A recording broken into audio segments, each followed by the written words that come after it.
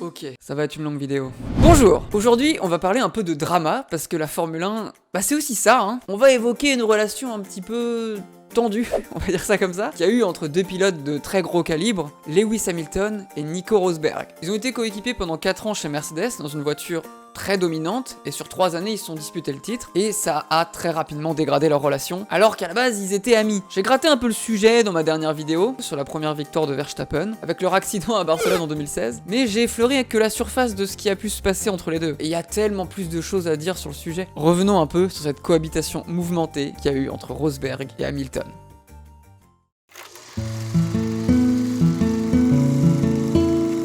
Alors Rosberg et Hamilton, ils se connaissent depuis longtemps, c'est des amis d'enfance en fait. À l'âge de 15 ans, en 2000, ils ont couru en karting ensemble dans le même championnat, et ils étaient dans la même équipe. Et c'est Hamilton qui va gagner le premier round d'ailleurs, puisqu'il finira champion, et Rosberg échouera deuxième sur cette année-là. Avec ces résultats, on voyait déjà le gros potentiel des deux. À cette époque, ils étaient très copains, hein. Pas de coups fourrés, que des moments sympas qu'ils partageaient ensemble. D'après Kubica, qui courait aussi avec eux à cette époque, ils faisaient la course tout le temps, pour tout, même pour manger de la pizza. Très copains donc, malgré une enfance très différente. Rosberg, il a eu ce qu'on peut appeler, je pense, une enfance dorée. Il est fils du champion du monde de F1 Keke Rosberg. Il a grandi à Monaco, dans une famille riche, sans jamais avoir eu à se préoccuper de comment financer sa carrière. Alors qu'Hamilton, bon, il venait pas non plus d'un milieu défavorisé, hein, faut pas abuser. De toute façon, c'est impossible de pratiquer le karting en venant de ce genre de milieu, hélas. Mais il a grandi dans une famille de classe moyenne. Son père était manager dans l'IT, et il a fini par cumuler plusieurs jobs pour pouvoir financer la carrière en karting de son fils, parce que le karting c'est quand même très cher déjà. Et ça avant que McLaren se décide à prendre Hamilton sous son aile pour financer le reste de sa carrière. Hamilton, il avait que 13 ans quand c'est arrivé. Et la classe moyenne, en karting, c'est les pauvres en fait, hein. C'est le bas de la pyramide sociale du sport auto. Ouais, c'est un sport tellement cher hélas, mais ces origines très différentes pour les deux ne les empêchent pas de bien s'entendre quand même. Une fois qu'ils ont passé l'époque du karting, ils arrivent tous les deux en monoplace, où ils vont chacun suivre un chemin différent jusqu'à la F1. Vous connaissez le GP2 ? C'est l'ancien nom de la Formule 2, mais c'est le même championnat. Celui qui est juste un cran en dessous de la Formule 1, c'est la Ligue 2 de la F1 en gros. Et en 2005, Rosberg débarque en GP2 dans l'écurie Art Grand Prix. C'est une équipe française réputée pour être une des meilleures dans ses formules de promotion, et c'est encore le cas aujourd'hui d'ailleurs. Rosberg fait parler son talent et décroche le titre de GP2 cette année-là. Grâce à cela, il accède à la F1 en 2006 en atterrissant chez Williams. En GP2, du coup, pour la saison 2006, Art a besoin de remplacer Rosberg, de mettre quelqu'un d'autre dans son baquet. Et ils choisissent Hamilton. Donc Hamilton remplace Rosberg en GP2 en 2006 et il sera aussi titré dès la première année. Et donc il arrivera directement en F1 en 2007 en rejoignant les rangs de McLaren, un an après Rosberg. Rosberg et Hamilton se retrouvent donc ensemble dans une même compétition pour la première fois depuis 6 ans. Et leur amitié, elle se ressent encore. Regardez ici, là, lors du Grand Prix de 2008 en Australie, lors du tout premier podium de Rosberg, ils se retrouvent sur le podium et ils se congratulent mutuellement. On ressent encore le lien fort qui les unit. Puis la vie suit son cours. Rosberg rejoint la toute nouvelle équipe Mercedes en 2010 et Hamilton continue chez McLaren. Puis en 2012, Lewis fait une annonce choc. En 2013, il va quitter McLaren pour rejoindre Mercedes. C'est une annonce choc parce que McLaren c'est une top équipe et Mercedes c'est une toute nouvelle équipe qui fait des bons résultats récemment mais qui a encore tout à prouver. C'est un gros pari pour Hamilton. Pari qui s'avérera quand même gagnant finalement vu que c'est cette équipe qui lui amènera 6 titres, mais à l'époque on le savait pas. Et c'est un pari qui rappelle un petit peu celui qui vient d'annoncer à l'heure où j'écris cette vidéo, où il a décidé de débarquer chez Ferrari pour 2025 lors d'une annonce qui encore une fois a surpris tout le monde. Il aime bien faire ça visiblement. Mais revenons au passé et revenons sur la saison 2013, où il confirme son bon choix de rejoindre Mercedes parce que Mercedes fait une très bonne saison et finit 2ème du championnat, alors que McLaren fait une très mauvaise saison et termine 5ème et commence une longue descente aux enfers dont elle émergera vraiment bien plus tard. Mais surtout, en 2013, Hamilton rejoint Rosberg et se met à faire à nouveau équipe avec lui chez Mercedes. 2013 donc, c'est la première année de leur cohabitation chez Mercedes. Et elle se passe bien. L'équipe ne peut pas jouer le titre face à Red Bull qui écrabouille la concurrence cette année-là, et les deux pilotes jouent surtout le résultat d'équipe sans chercher à dominer l'autre. Ça se ressent bien, notamment aux événements du Grand Prix de Malaisie 2013, où Rosberg 4ème revient très vite sur Hamilton 3ème, mais l'équipe qui veut favoriser le résultat d'équipe lui demande de rester derrière et de sécuriser le résultat 3ème, 4ème.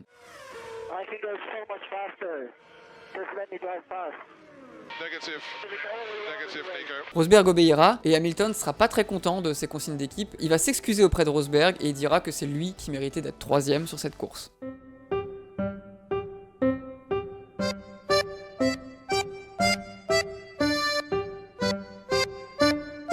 Une relation donc encore très respectueuse, très saine, parfaite pour cette équipe Mercedes en pleine construction. Et puis arrive 2014.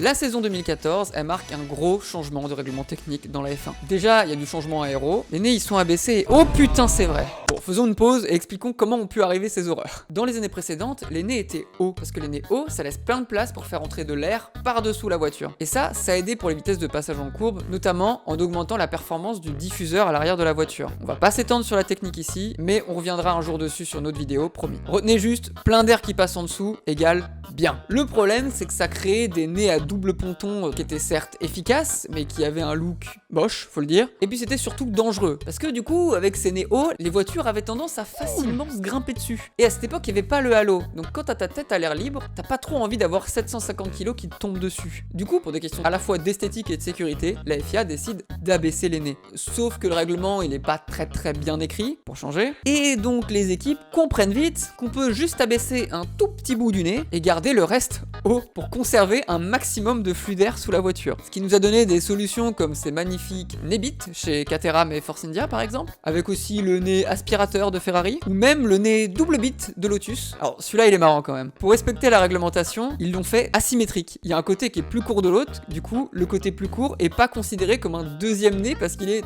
trop court. Oui, très mal écrite cette règle. Le but, c'était encore une fois d'avaler un maximum d'air par l'avant de la voiture pour augmenter la performance du diffuseur. Et Lotus, ils y croyaient vraiment très fort en leur nez, parce que le directeur technique de l'époque, Nick Chester, il pensait que c'était tellement une idée de génie que tout le monde allait les copier. Bah, l'idée de génie...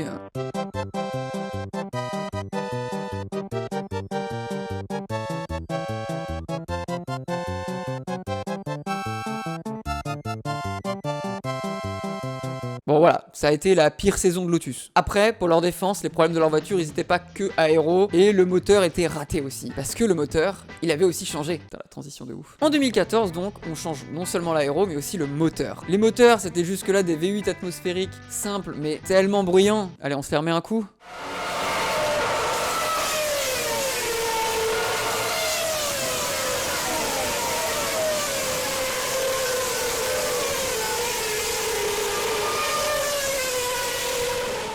Ça nous manque tout ça, hein. Donc en 2014, ils sont remplacés par des moteurs à V6 turbo hybrides, qui sont très complexes à développer et dont on va pas détailler le fonctionnement ici, mais là encore, peut-être qu'un jour on le fera. Bon, c'est des moteurs terriblement pas spectaculaires à entendre. One more thing about the sound of the Formula One. It's shit. Mais ce sont des bijoux de technologie, ça a une efficacité de malade. En bref, ça a redonné une image de vitrine technologique que la F1 cherchait à retrouver. Et ce virage technologique qu'a pris la F1, tout le monde l'a pas forcément très bien négocié. Mercedes va pondre un moteur qui marche beaucoup mieux que la concurrence. Ce qui, couplé à un très bon châssis, fait que la Mercedes 2014 est ultra performante. Remarquez aussi que c'est la seule voiture à avoir un nez gracieux cette année-là. Comme quoi, ça confirme souvent ce qu'on dit en sport auto, si une voiture est jolie, elle ira vite. Donc, reprenons notre histoire. Hamilton et Rosberg, ils débarquent en 2014 avec une voiture ultra dominante. À eux deux, ils vont faire 11 doublés sur les 19 courses. Donc il n'y a pas photo, personne peut les challenger. Et donc avec une voiture et des pilotes pareils, on se dit très vite que le titre, il va forcément revenir à l'un des deux. Et c'est là que les embrouilles vont commencer.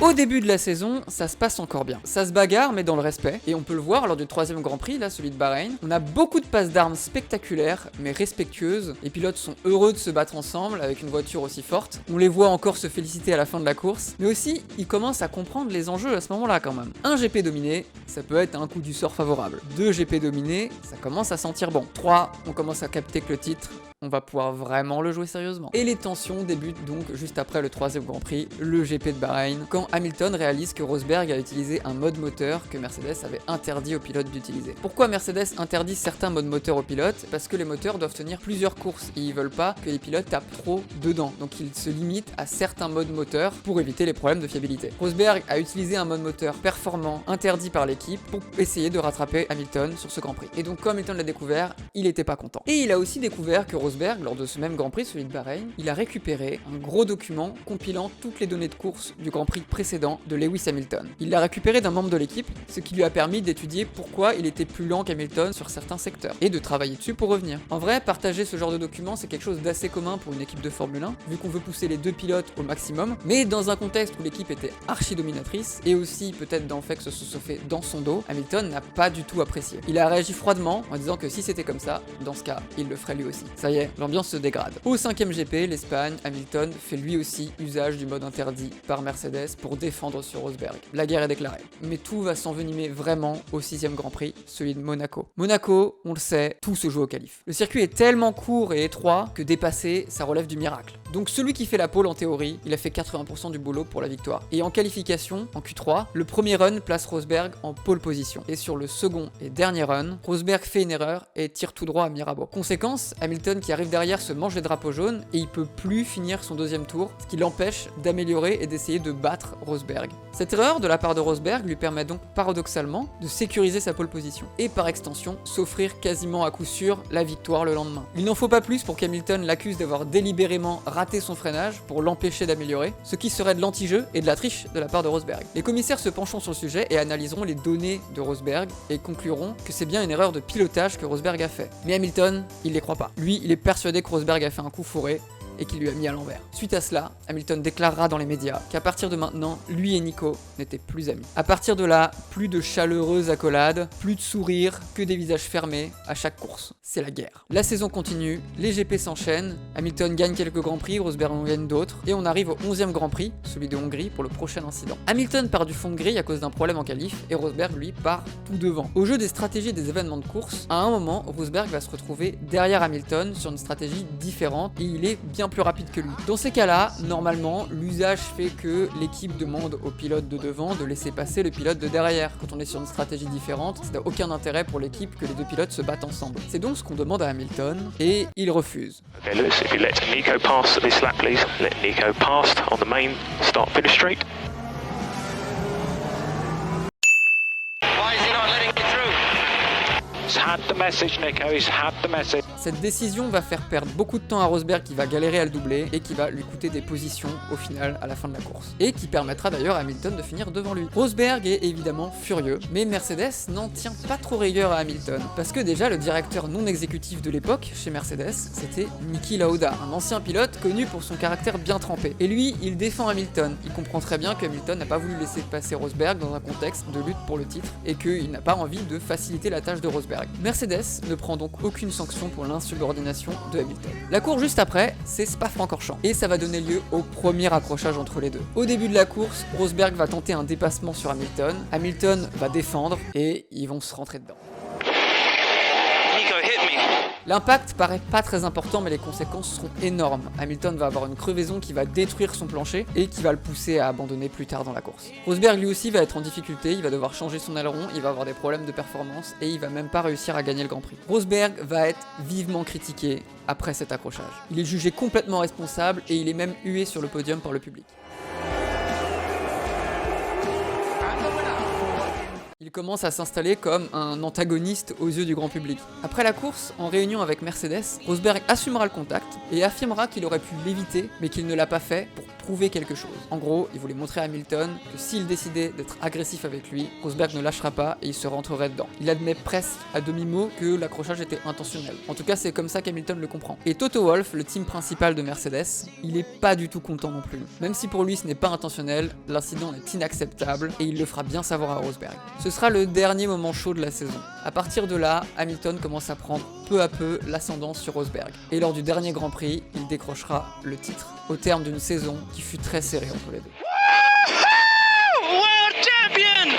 Oh my god! I can't believe it! Et la saison 2014, elle a été vraiment éprouvante pour Rosberg. Il a mis beaucoup d'énergie, physique et mentale sur cette saison, à essayer de battre Hamilton. Et en échouant au dernier Grand Prix, ça lui met, selon ses propres dires, un énorme coup au moral. La saison 2015 se fait avec un Rosberg brisé, qui n'arrive plus du tout à tenir tête à Hamilton. Hamilton sera titré à 3 Grands Prix de la fin, avec un Rosberg qui fait toute la saison 2015 dans son ombre, à finir tout le temps deuxième quand Hamilton enchaînait les victoires. Sans lutte acharnée pour le titre entre les deux, leur relation se calme un petit peu. Mais ils redeviennent pas amis pour autant. Et au départ du Grand Prix des USA, qui est le Grand Prix où Hamilton va être titré en 2015, Hamilton va pousser complètement Rosberg à l'extérieur de la piste sans lui laisser aucune place. La manœuvre est brutale et pas fair-play de la part d'Hamilton, surtout sur un coéquipier, et ça va rendre Rosberg vraiment furieux. Il va juger à ce moment-là que Hamilton est vraiment allé trop loin dans leur lutte entre les deux. D'autant plus qu'avec sa domination sur la saison, Hamilton n'avait pas besoin de faire une manœuvre comme ça. Il était déjà sûr de gagner. Ça a donné cette scène incroyable après la course où Hamilton donne la casquette numéro 2 à Rosberg, et Rosberg, très furieux, lui relance dessus. Je suis dans une colère noire. Donc oui, il n'y a plus trop de bataille entre les deux, mais les tensions, elles sont encore bien là. Et on arrive en 2016.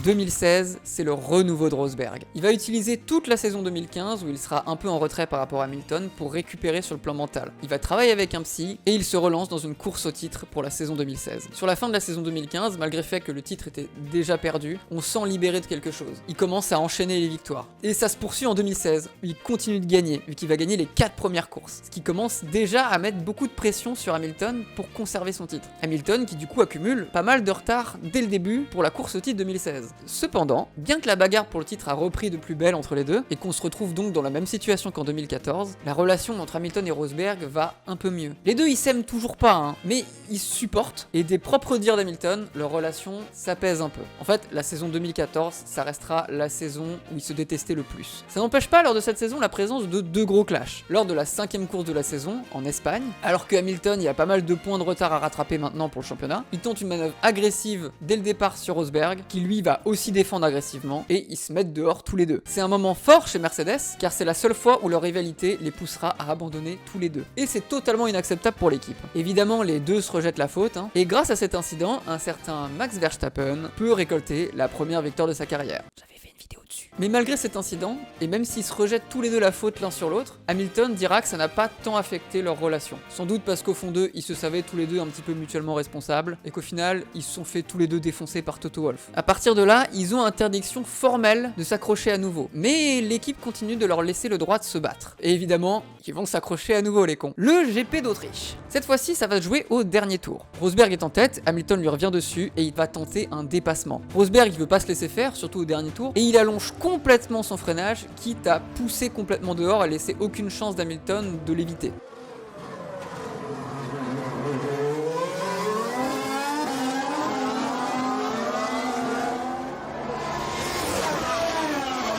Rosberg va détruire son aileron et finir 4ème, alors que Hamilton, avec des dégâts moindres, va réussir à terminer premier. La manœuvre, dans son manque de fair play, rappelle un petit peu ce que Hamilton avait fait aux États-Unis sur Rosberg l'année d'avant, et qui fait peut-être un peu office de vengeance pour Rosberg aussi. Encore une fois, les pilotes s'accusent mutuellement, mais pour le coup, que ce soit les commissaires ou les responsables de chez Mercedes, tout le monde incendie Rosberg. Il en a vraisemblablement trop fait en essayant de bloquer Hamilton.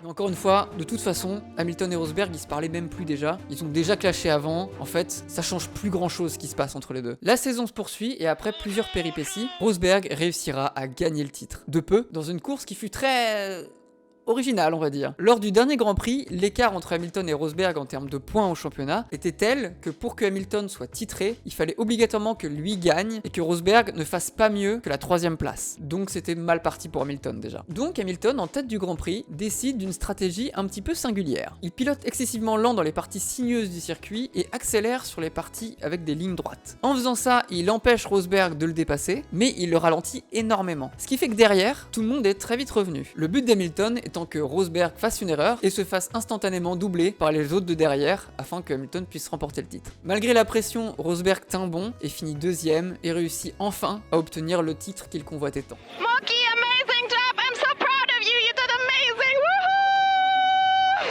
Woohoo! Duffy, we did it! Duffy, we did it! Rosberg jugera cette course comme l'une des plus horribles de sa vie. Tu m'étonnes. À la radio, Mercedes, ils étaient en train de dire à Hamilton qu'il fallait qu'il accélère, et lui, il répondait nonchalamment.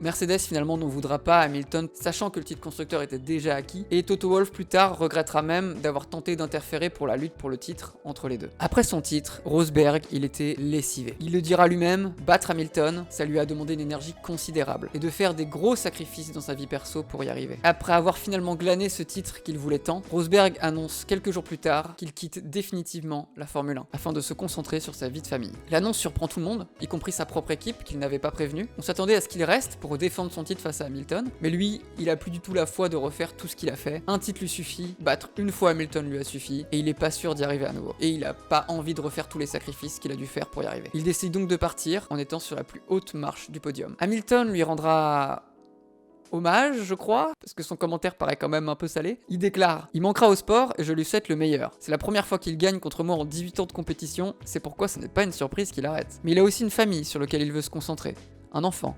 Et la Formule 1 vous prend beaucoup de temps. Il dira aussi que la F1 sans Nico va être très étrange et que ce sera triste de plus l'avoir dans le team. Après, est-ce que c'est du politiquement correct ou est-ce qu'il le pensait vraiment? Ça, on n'en sait rien. Leur rivalité s'arrête donc sur ce titre de Nico. J'ai personnellement un très bon souvenir de cette rivalité. Elle a tenu le public en haleine pendant toute cette période de domination de Mercedes, qui aurait pu être chiante, mais qui grâce à la bagarre entre ces deux pilotes, finalement nous a donné quand même pas mal de courses bien divertissantes. Un coéquipier du calibre de Rosberg, c'est ce qui a manqué à la F1 lors de l'autre grosse période de domination Mercedes, en 2019 et 2020. Ça nous aurait évité d'avoir un cavalier seul de Hamilton, avec un Bottas qui était clairement incapable de réussir ce que Rosberg a réussi. J'adore Hamilton, et j'adorais la rivalité qu'il avait avec Rosberg, et parfois au fil des saisons, je regrettais que Rosberg soit plus là. Et depuis cette époque, du coup, comment ça a évolué? Pas de rabibochage en vue, hélas. Rosberg a plusieurs fois exprimé son envie de retisser des liens avec Hamilton, et il a répété à de nombreuses reprises que pour lui, Hamilton était l'un des meilleurs pilotes de l'histoire. Cependant, aucun signe de rapprochement de l'autre côté, parce que Hamilton, il a jamais montré une quelconque volonté de redevenir ami avec Rosberg. Est-ce qu'un jour ça arrivera? Je sais pas, je suis pas sûr. Et puis Hamilton, même encore aujourd'hui, il est toujours un peu sec quand il évoque Rosberg, et il a l'air de toujours avoir gardé une certaine amertume de la bataille qu'il a menée contre lui. Leur grande amitié de l'époque est finie, les batailles pour le titre sont passées par là, et Hamilton n'a pas l'air prêt